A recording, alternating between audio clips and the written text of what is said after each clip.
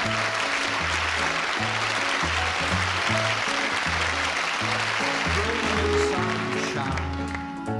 in your smile, bring me laughter.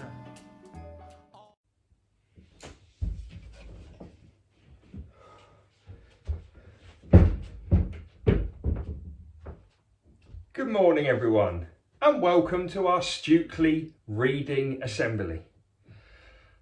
I'm not going to do the values and the motto and the every day at Stukeley. I'm not going to do that this morning because I'm sick and tired of Mr. Watley going on about how fast it is and he can't keep up.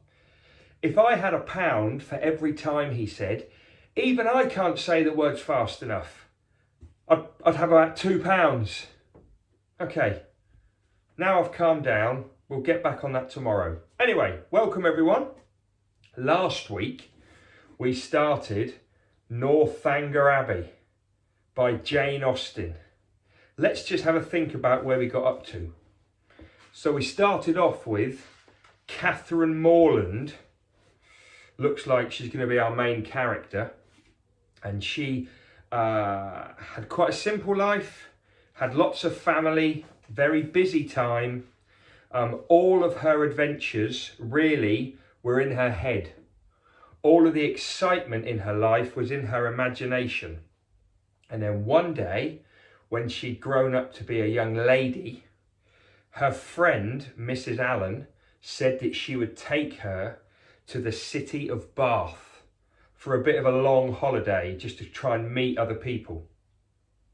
And they one day went to the pump rooms, which is a very famous part of Bath. And there were lots and lots of people there, all dressed up attractively and glamorously.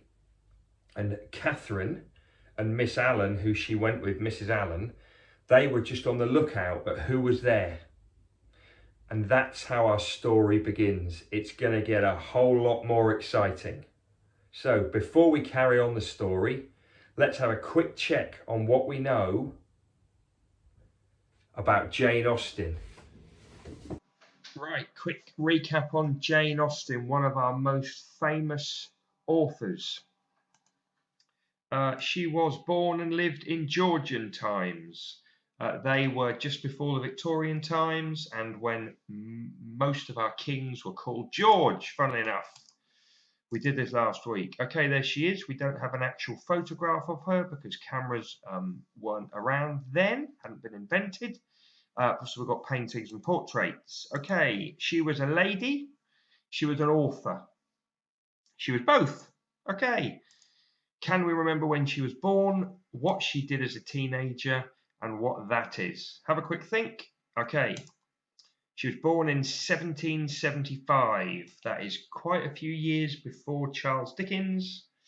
And those were Georgian times. She wrote lots and lots and lots as a teenager. So when she turned 13, and then for the next few years, she never stopped writing. She was obsessed and became excellent at doing it. She had 7 brothers and sisters. Okay, now this is the extra bit about her as an author. We've got something else about her writing. We've got something about the themes. If you remember this symbol, and the Charles Dickens organizer told us that the themes of his stories were rich and poor, poverty, etc. And we've got one of her books. So here are a few extra bits for you to try and remember about Jane Austen as an author. First of all, when she was alive, nobody knew who wrote her books. And this is absolutely true. When she published her stories, and they were very popular when she published them, it only said they were written by a lady. It did not say her name on the books. So when Pride and Prejudice came out, which was one of her most famous books, it just said it was written by a lady. It did not say by Jane Austen. There's a couple of reasons for that. One of them is that writing books wasn't really something that ladies or women would do.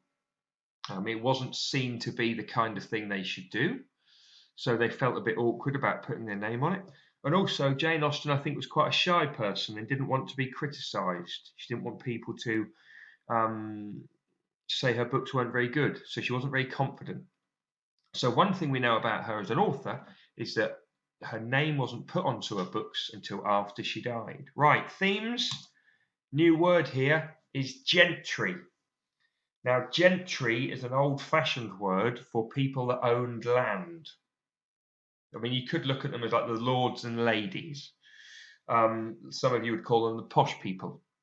But the gentry were very wealthy landowners, and lots of Jane Austen's work was all about those guys. And lastly, we've got 4 of her most famous books. I think she wrote 6 novels in all, and these are 4 of them. Some of you will have heard of Pride and Prejudice. Some of you will have heard of Sense and Sensibility. We've all heard of Northanger Abbey, and she also wrote a book called Emma. There were others, but they are 4 of her most famous. I wonder how much of this we can remember about Jane Austen next week. Okay, so far we've met Catherine Morland, a busy, simple life with her family. They're quite well off, but in her head there's adventure and there's excitement, and she needs to move away. She goes on a short holiday to Bath with her neighbour, Mrs. Allen, and they decide to head to the pump rooms where they are going to meet an awful lot of people. And we finished by saying, poor Catherine was overwhelmed by the largest crowd of people she had ever seen. Catherine Morland and her neighbour, Mrs. Allen, knew nobody in the room. Catherine was nervous and felt awkward. Then 2 gentlemen walked towards them. Oh my!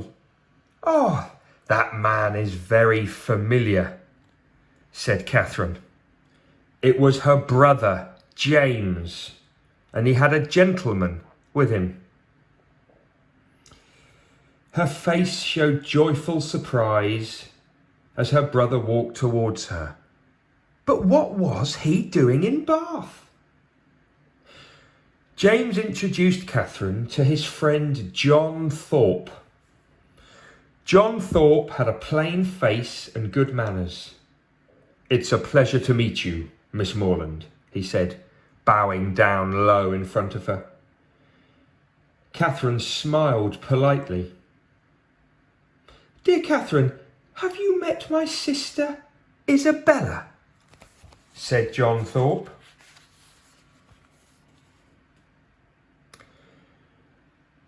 Across the room was a tall, beautiful woman named Isabella Thorpe.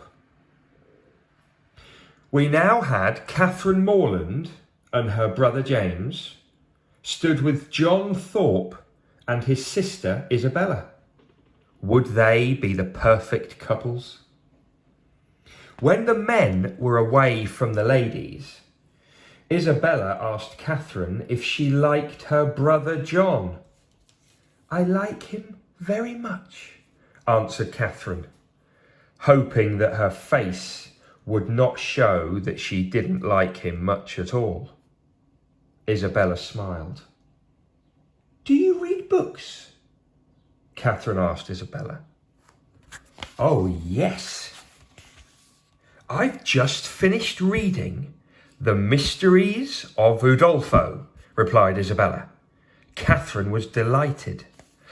I am reading Udolpho at the moment. I've just got to the Black Veil.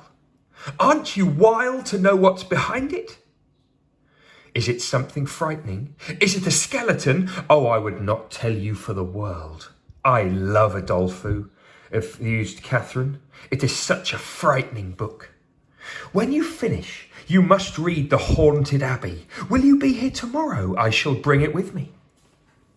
Returning to the corner of the room, in which Mrs. Allen was now enjoying an animated conversation with Mrs. Thorpe, Catherine and Isabella were joined again by their brothers.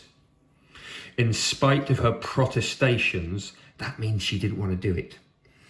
Isabella allowed James to lead her into the dance. I suppose you and I are to stand up and jig it together too, said the gallant John Thorpe.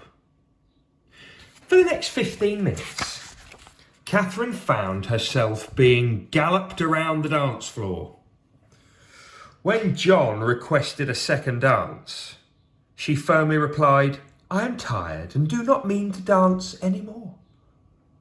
That evening, Catherine went eagerly to bed. She looked forward to meeting her new friend again tomorrow, but sincerely hoped that John Thorpe was not destined to be the hero of her story. Tired as she was, she allowed herself the luxury of reading Udolpho by candlelight. She eventually fell asleep, thoroughly, thrillingly frightened.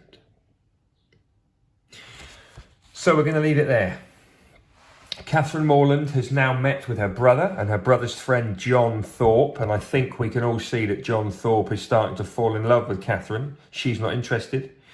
But Catherine has made friends with Isabella Thorpe, and I think that might be an interesting relationship. Okay, let's be honest, it's a bit of a slow start to the story. It's certainly not Charles Dickens, that's for sure, but I'm telling you, the suspense is building. Come on, Jane Austen, come on. Right, just before we finish, got a few Stukeley shout-outs coming your way. Evie Blackwell, year 6. Okay? She became a millionaire just before lockdown. Well done, Evie. But since lockdown, that's only a few weeks, she's done another million words. That is incredible. She's a lockdown millionaire. Great work, Evie. Zach Blount, year 2. He doesn't even come to this school, doesn't even live in Cambridgeshire. But I know he's doing our workbook because he's got it off the website, and I know he's working hard. Keep it going, Zach. Say hi to your family for me. Yes.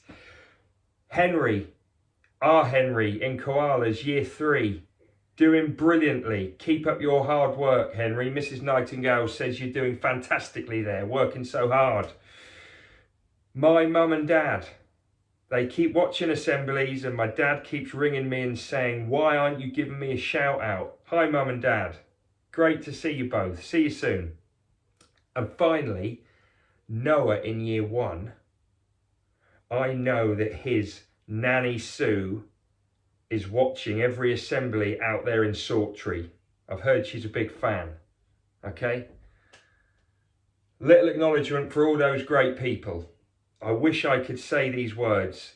I wish I could say I'm going to send you all an I Love Sharon's Wi-Fi t-shirt. One day I'll be able to do that. Okay, everyone, have a great day.